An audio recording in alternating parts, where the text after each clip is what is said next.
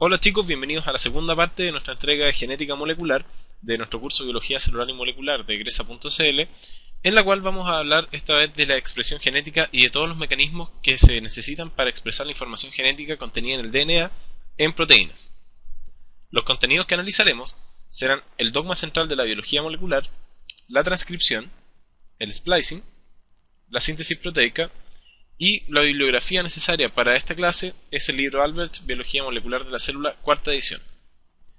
Antes de comenzar de lleno en el proceso biológico y de todas las etapas que estos requieren, vamos a hablar de una pequeña historia para introducir el proceso a modo de analogía. Vamos paseando un día en estas tiendas que venden muebles prefabricados y se nos ocurre comprar un rack, que es uno de estos muebles que sirven para colocar la televisión, dado que en nuestra casa no tenemos dónde colocar nuestro televisor. Por lo tanto, compramos el mueble y nos entregan esta caja. Afuera dice mueble, dice rack, y suponemos que dentro de esta caja vienen todas este tipo de piezas que son necesarias para poder armar el mueble para que sea funcional. Llegamos a un pequeño y gran problema, que el manual que trae este mueble está en chino.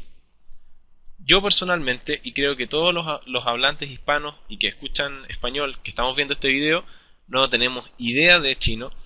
Y particularmente yo necesitaría la ayuda de alguien para poder entender este manual y poder armar las piezas del mueble correctamente.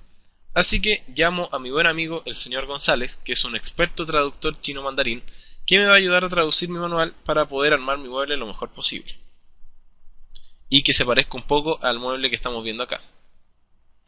Entonces, haciendo un recuento, tenemos nuestro manual en chino, las piezas de nuestro mueble, al señor González, y nuestro hipotético mueble, y estamos nosotros en una esquina que somos quienes vamos a tener que armar el mueble, vamos a tener que leer el manual en chino con ayuda del señor González, tomar las piezas, ordenarlas y poder construir el mueble.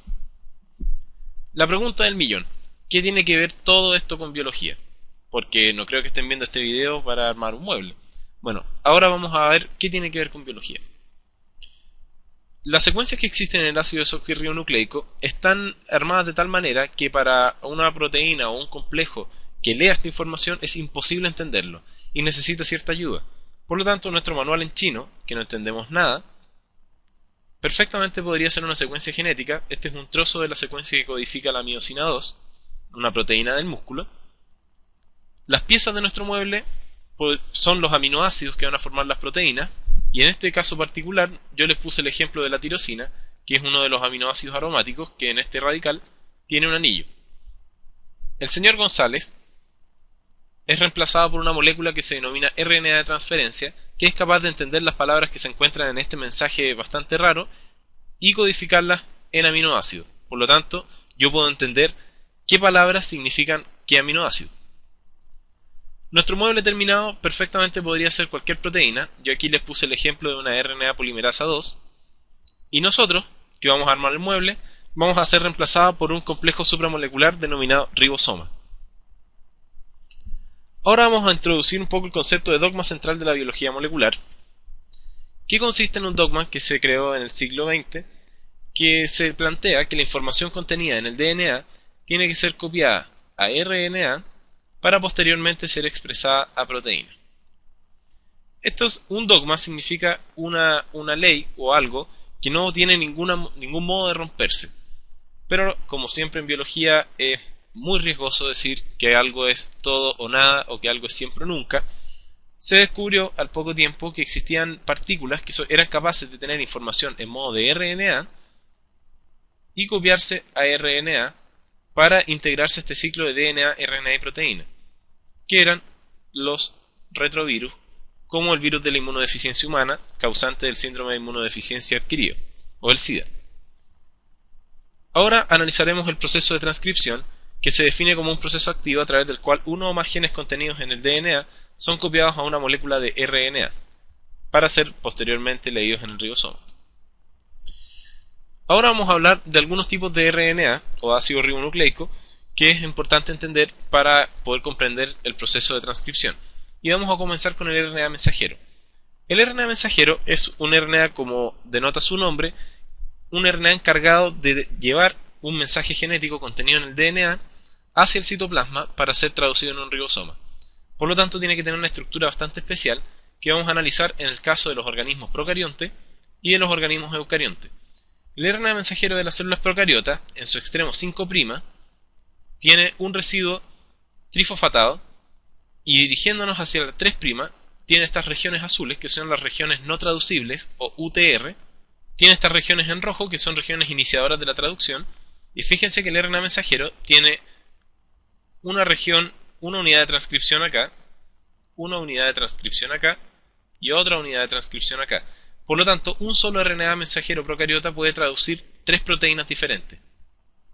Por otro lado, el RNA mensajero eucariota tiene el mismo residuo 3', el mismo residuo trifosfatado, pero tiene agregado un nucleótido especial denominado guanina, tiene un nucleótido especial denominado 7-metilguanosina, que en conjunto con el fosfato se denomina CAP, o caperuza en el caso de los españoles.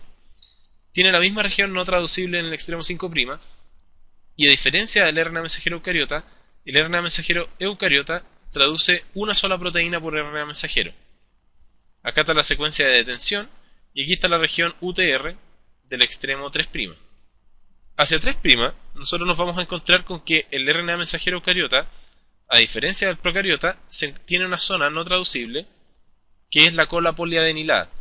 La cola poliadenilada es un residuo que le sirve al RNA mensajero para protegerse de las RNasas que van a tender a degradarlo por este extremo para poder proteger el mensaje genético que este RNA incorpora dentro de sí mismo. Esto es importante entenderlo para lo que sigue más adelante. Existen letras y existen palabras dentro del mensaje genético. Las letras vienen a ser los nucleótidos en el DNA, que son la timina, adenina, citosina y guanina, y que en el RNA, en vez de timina, hay uracilo, pero la adenina, la guanina y la citosina se conservan. Y las palabras son cada 3 nucleótidos, que en el DNA reciben el nombre de tripletes, vamos a poner una T, y en el caso del RNA reciben el nombre de codón. Hay codones de inicio, como este que está marcado acá, que es el codón AUG, codificante del aminoácido metionina, y hay codones de detención, como el codón UAA, que hacen que un factor liberador del ribosoma entre a la traducción y se libere. Pero eso lo vamos a ver más adelante. Lo importante es que entiendan que las palabras son estos codones, que cada codón significa un aminoácido, y esa traducción la lleva a cabo el RNA de transferencia. Esta imagen sirve para denotar lo que es la 7-metilguanosina, que es un nucleótido modificado especializado, que tiene residuos metilados y que se encuentra unido al extremo 5' de estos nucleótidos que se encuentran acá. También se encuentra el trifosfato, que sirve de puente para la 7-metilguanosina, que se encuentra modificada con un metilo acá, y el resto de los nucleótidos que se encuentran en la cadena. Gracias a la 7-metilguanosina, los RNA mensajeros no son reconocidos por el extremo 5' por las RNasas, y son reconocidos por los ribosomas al momento de efectuar la traducción. Existen otros tipos de RNA, que son los RNA reguladores y el RNA heterogéneo nuclear. El RNA heterogéneo nuclear, que es este que está acá abajo, no es más que el RNA premensajero, mientras que todos estos RNA, el piRNA, el Pi-interacting RNA, el snRNA o Small Nuclear RNA y el SNO-RNA o Small Nucleolar RNA son RNAs reguladores que participan dentro de diferentes procesos, por ejemplo, en el splicing, con el caso del RNA SNO y SN, y el piRNA, que participa en la regulación de la expresión de algunos genes. Finalmente, dentro de nuestros tipos de RNA están las ribosimas, que son el 1% de las enzimas que se enseñan en la escuela y en los colegios cuando dicen el 99% de las enzimas son proteínas.